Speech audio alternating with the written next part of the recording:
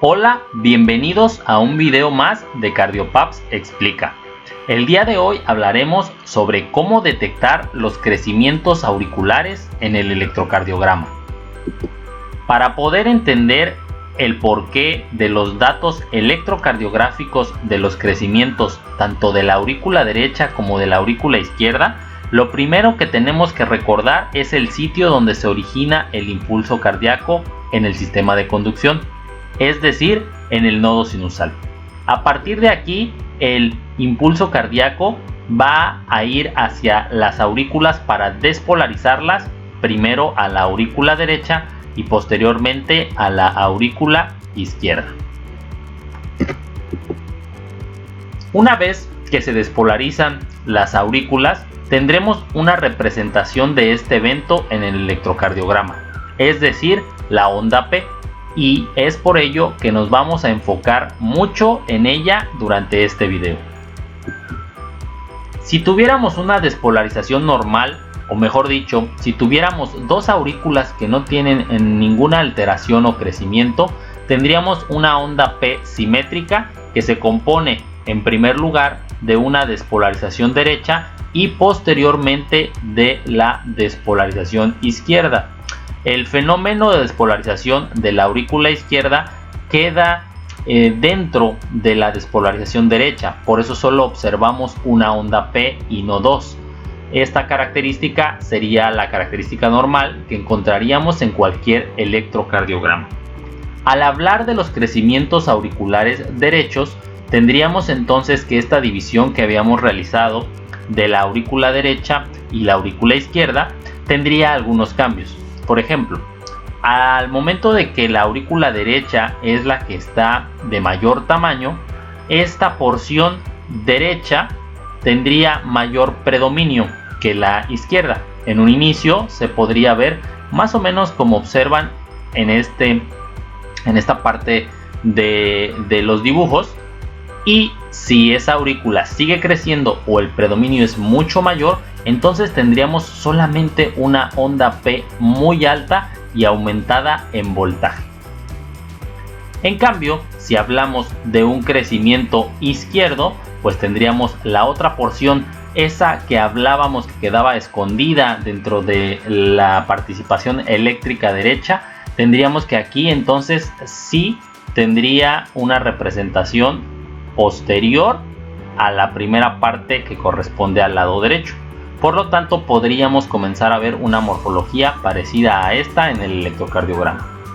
Debido a la localización y a las distintas derivaciones que podemos encontrar en un electrocardiograma, no solamente podríamos encontrar esta morfología de la onda P, sino que también podríamos encontrar una morfología bifásica, en la cual primero tendríamos un componente positivo para posteriormente hacerse negativo, pero eso sí, aumentado en tiempo. Hablemos por separado de cada una de ellas para definir bien las características o que tendríamos en caso de no tener un crecimiento.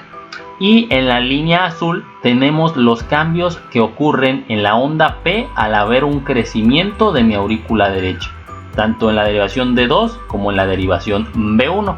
Si se fijan, las dos se caracterizan solamente porque aumenta su voltaje. Nuevamente, y para que ustedes lo recuerden, entonces el punto 3 se considera normal, ¿ok? Si tenemos más de esto o más de 2.5 en algunos casos, vamos a tener como acá que mide incluso 5 cuadritos, es decir, 0.5 milivolts.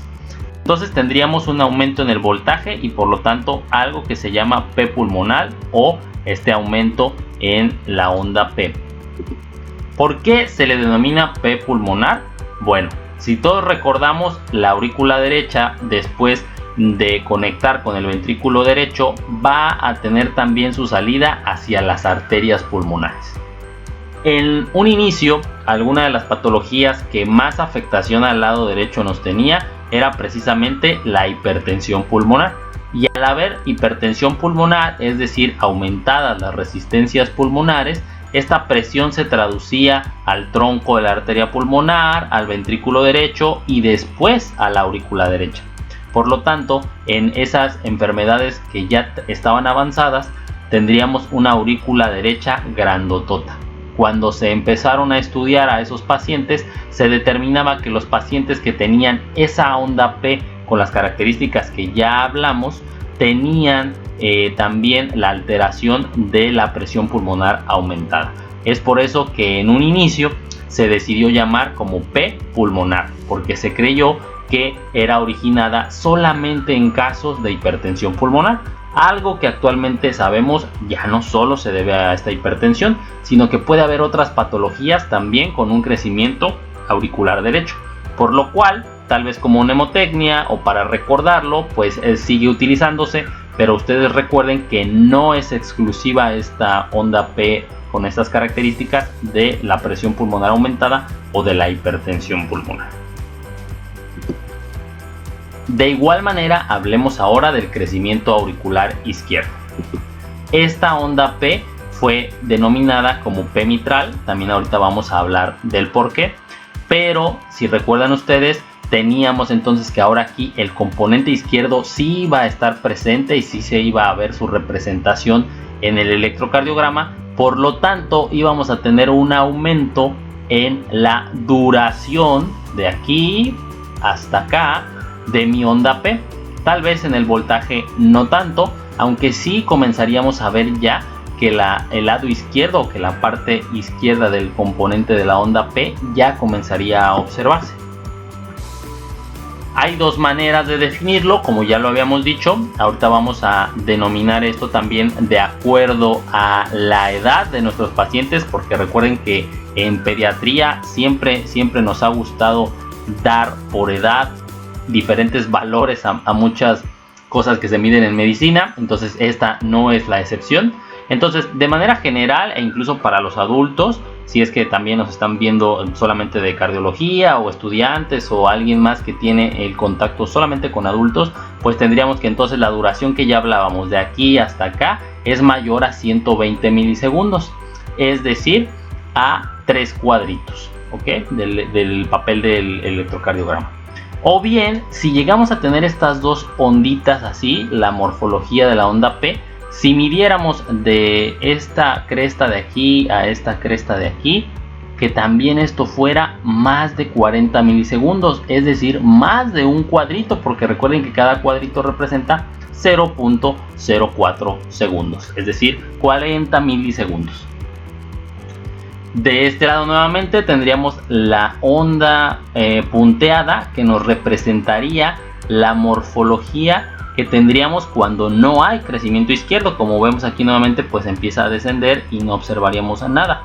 Y en cambio, cuando hay una dilatación, un aumento en el tamaño de la aurícula izquierda, tenemos el aumento en duración, porque entonces va a ser hasta después que disminuye esta misma onda, y también el componente izquierdo lo veríamos.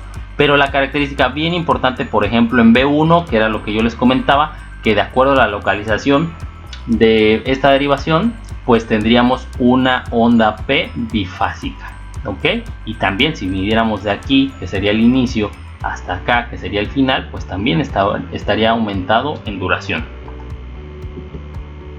Ahora hablemos de igual manera por qué se le denominó P mitral. Pues algo muy parecido a lo que sucedió con la P pulmonar.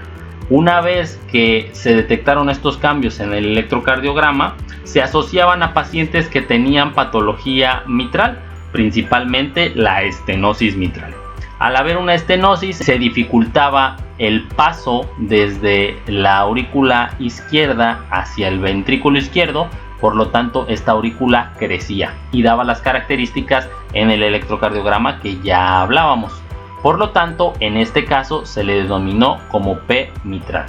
Hay otros textos, otros maestros, otras personas que también nos comentan que al igual que con la P pulmonar, era una mnemotecnia que podíamos utilizar, ya que la P mitral hacía una morfología como si fuera en M, mientras que la P pulmonar hacía precisamente esta P pulmonar. Entonces esta también es una mnemotecnia que la M de mitral es del lado izquierdo y hace una M para que ustedes recuerden cómo hacerlo, y la P pulmonar hace una onda P como si fuera solamente este componente de la letra P acostada. Y esta sería también pues una mnemotecnia que les dejo por si les agrada más o por si la recuerdan mayor fácilmente. Por último, vamos a hablar aquí, ya estuvimos hablando de las morfologías tanto del lado derecho como del lado izquierdo, pues que ustedes sepan y recuerden que también puede haber combinaciones, entonces puede haber crecimientos biauriculares en los cuales no solo tendríamos aumento del voltaje, sino también de la duración, o como ya lo hablábamos, ondas bifásicas con un componente derecho también acuminado y aumentado en voltaje, pero con un componente izquierdo que aumentó en duración y que también hace bifásica a la onda P. Aquí les dejo así como de manera de resumen. Nuevamente, si hablamos del lado derecho, nos va a importar más saber el voltaje, más de 2.5 milímetros. Esto acá les recuerdo que cada milímetro es igual a 0.1 milivolts. O bien, en duración, si estamos hablando del lado izquierdo, en el cual cada cuadrito del electrocardiograma, del papel del electrocardiograma, tendríamos que es igual a 0.04 segundos. Y si se fijan aquí, pues están las representaciones de cada aurícula y qué es lo que más se ve afectado. También de acuerdo a la edad, que será entre más grande sea nuestro paciente, se acercará más a los 120 milisegundos del adulto. Espero haya sido de utilidad. No se pierdan nuestros videos, estamos subiendo material semanalmente. Gracias y hasta la próxima.